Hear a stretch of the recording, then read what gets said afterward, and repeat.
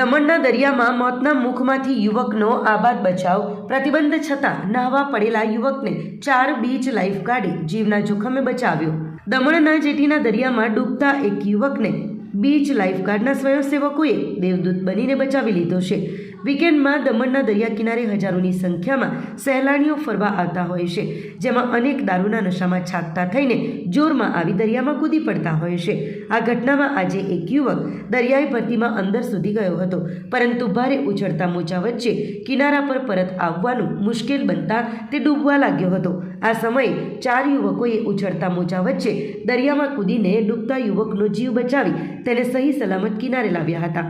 આ ઘટનાને જોવા દરિયા કિનારે સહેલાણીઓનું મોટું ટોળું જમા થઈ ગયું હતું. ચોમાસા દરમિયાન દરિયામાં અનેકવાર ઊંચા મોજા અને મજબૂત પ્રવાહને કારણે ડૂબી જવાની ઘટનાઓ સર્જાતી રહે છે. સહેલાણીઓને દરિયાની ઊંડાઈનો ખ્યાલ ન હોવાથી ગંભીર અકસ્માતની શક્યતા વધુ રહે છે.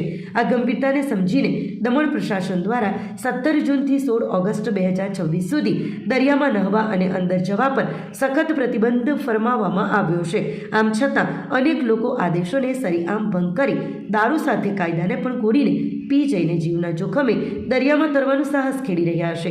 હાલમાં દમણના સમુદ્ર કિનારે સહેલાણીઓની સુરક્ષા માટે 7 લાઈફગાર્ડ તૈનાત કરવામાં આવ્યા છે, જેમની સમય સૂચકતાથી આજે એક યુવકનો જીવ બચી ગયો છે. ત્યારે સહેલાણીઓ નિયમોનું પાલન કરી અને બીચ લાઈફગાર્ડને સંપૂર્ણ સહકાર આપે તેમજ પ્રતિબંધિત વિસ્તારમાં જોખમ ખેડવાનું ટાળે એ ખૂબ જ જરૂરી બન્યું છે.